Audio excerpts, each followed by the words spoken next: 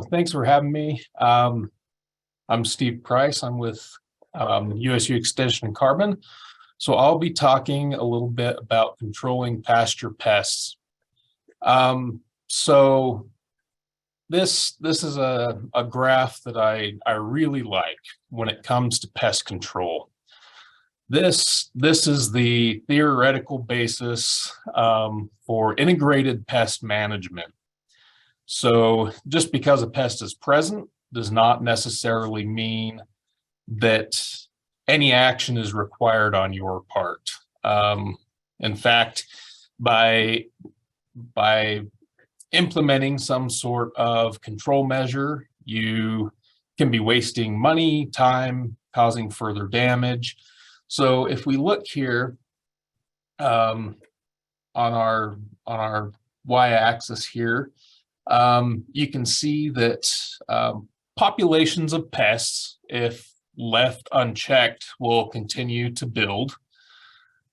And then at some point, we're going to reach an inflection point where if we don't do anything to control those pests, we can suffer damage, or we can implement some sort of control measure to drop those pest numbers back down and hopefully avoid damage. Now, this point, we're usually trying, so this is a threshold, and really that is an economic threshold. So we have an economic injury level versus an economic threshold. So at this point, this is where it pays to have some sort of management. Often we talk about that threshold that threshold being a spray. So this is where it pays to spray, and we're not paying more money for our insecticide over the benefit that insecticide's providing. Now, this doesn't happen as a one-shot option. Integrated pest management is it's a reiterative or recursive sort of measure. So the first thing we need to do is identify our pest, particularly with some insect pests and some rodent pests, just because they sometimes they can look very similar or cause similar sorts of damage. And one tactic to control a pest may not be appropriate or useful for another pest. So really getting a pest ID, sometimes getting an expert eye is needed. Now, when we can have preventive measures in a lot of cases, and we'll talk about some of our tactics, but preventing the problem before it happens, before we have a pest outbreak, and really to know what that potential outbreak is, or to monitor that build, we have to do some scouting. So monitoring allows us to know what's really happening in the field. And then we need to choose our best option. Integrated pest management doesn't rely on one technique or one tactic necessarily. It's using all the tools in the toolbox that we have at our disposal. Once we've chosen our appropriate tactic, we implement an action, and then this is the step that I think we forget about a lot of time, is evaluating that action. Did it actually work? And hopefully recording that or collecting some data afterwards can help us in future years. But after we've done that evaluation, we need to go back to identification, and we kind of keep on this cycle. When we're looking at when we're looking at tactics, we can have tactics. So this pyramid is used to kind of explain this. So we have preventative measures down at the bottom, and then we're increasing to more intervention sort of measures or tactics. And as we move up the pyramid, we're increasing potential risk. That may be environmental risk, that may be personal risk, that may be there's a lot of different risks that we can include as we look at this. So starting down here, we have kind of our design maintenance. This can include cultural practices. So maybe that's grazing ahead of our pests, or cutting our hay early. Preventive practices, in the case of weeds, this may be cleaning our equipment. In the case of insects, using resistant varieties. Mechanical, physical tactics might include maybe harrowing in some cases, or changing our grazing to physically disable those insects. Biological controls, these can include classical biological controls, as such as augmentative releases, or conservation biological controls, keeping our good bugs, eating the bad bugs, keeping those numbers up. And then we have different sort of chemical options, which can include either conventional or organic products, or reduced risk products.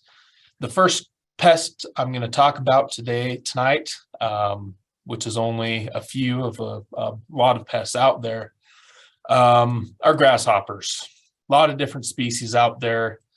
Some species, for instance, this Russian thistle grasshopper, is actually beneficial. So just because you're seeing a grasshopper doesn't necessarily mean you're getting damaged. The thing to know about grasshoppers is, as they grow, you start off with something that's very small but looks like a wingless adult, and then is getting bigger. As they get bigger, they're eating sequentially more food. These tend to be edge pests. You'll see them along the edge of the fields, ditch banks, hedgerows, stuff like that first. So monitoring, you're going to evaluate a square yard. So this is our threshold where, once we reach that, we start thinking maybe a tactic is warranted. So you can have sweep nets, using a sweep net, taking 4 swings to collect about a yard's worth of samples. This works well for those very small nymphs. Or as the adults, or as they grow, you kind of start maybe 2 or 3 yards away, and then you mark out an area in your mind, a square yard area, and then you slowly approach and count those grasshoppers as they go away. And these are kind of those thresholds that we're using for alfalfa. Depending on whether you're dry or irrigating pastures, those can change a little bit, but that's a good way to start. Now, effective treatments, and I'm going to mostly be talking about insecticide treatments here. They have to happen early, as those very small hoppers, those nymphs, they can be controlled by preventative or by applying some sort of corrective control. But once they're large, they're kind of like this guy. They're just going to hop into the next field. So control has to happen early. Monitoring has to happen early. Control has to be extensive. If you're a person that has a couple acres in the middle of a bunch of pastureland, treating your acreage doesn't really matter, because those are just going to cross boundaries. So when you're looking at spraying options or chemical options, we have things like sprays. which sometimes we might have a border spray if that's the only place that we're seeing damage, where we're monitoring, or we might have a larger area, in which case we can use reduced agent and area treatments. So by treating some areas and then leaving an untreated strip, those hoppers move as you're treating. So you're using less product over a wider area with more efficient control. There are also baits that can be used early on. The Utah Department of Ag does have some cost share programs that can help with those, but those contracts need to be signed before any of these options are used. So another common pest for irrigated pastures is alfalfa weevil. You have a beetle that lays eggs in hollow stems that they hatch into these larvae that form a cocoon.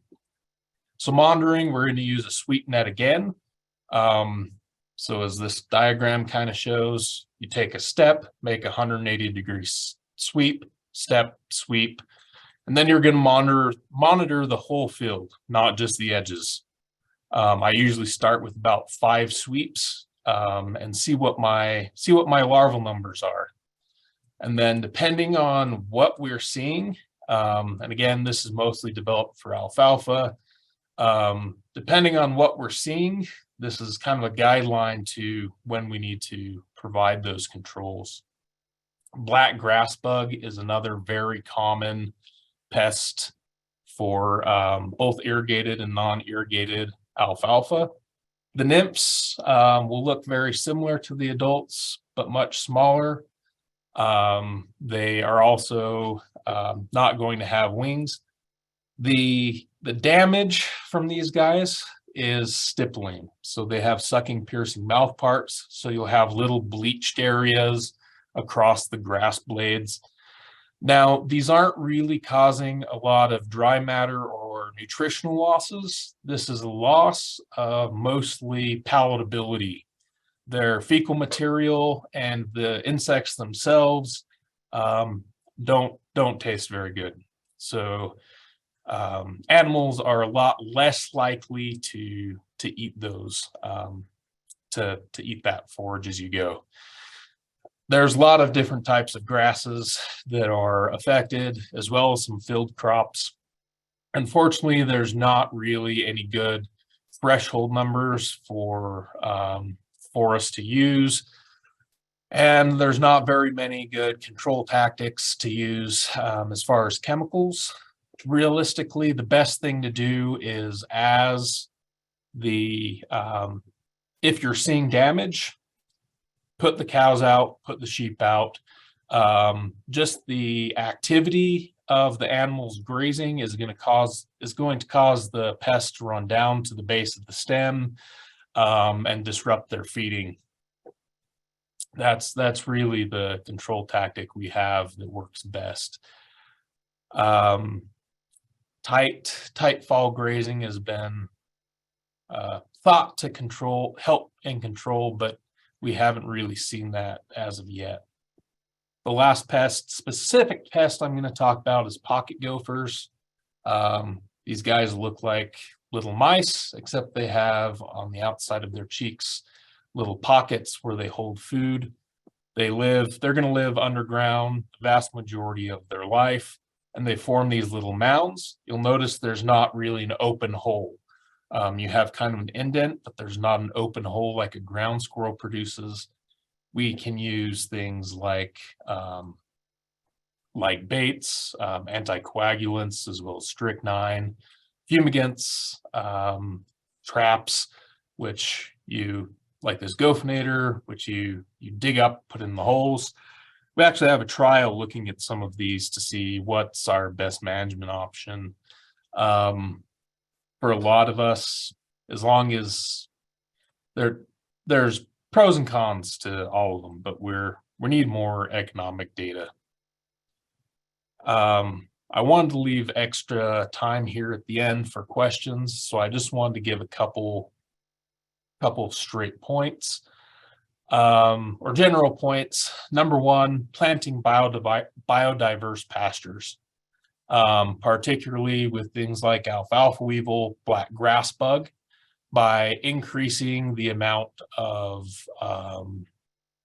having a good mix of legumes and different types of grasses. That promotes a lot of beneficial insects, predators that will give us natural pest control over monocultures of, say, Great Basin wild rye, tall fescue, or just alfalfa. Keeping plants healthy. The healthier plants are, the more they are going to outgrow damage. They're also going to recover a lot faster from damage, and in the case of some insects, keep their resistance to damage. Proper grazing also increases the regrowth rate of our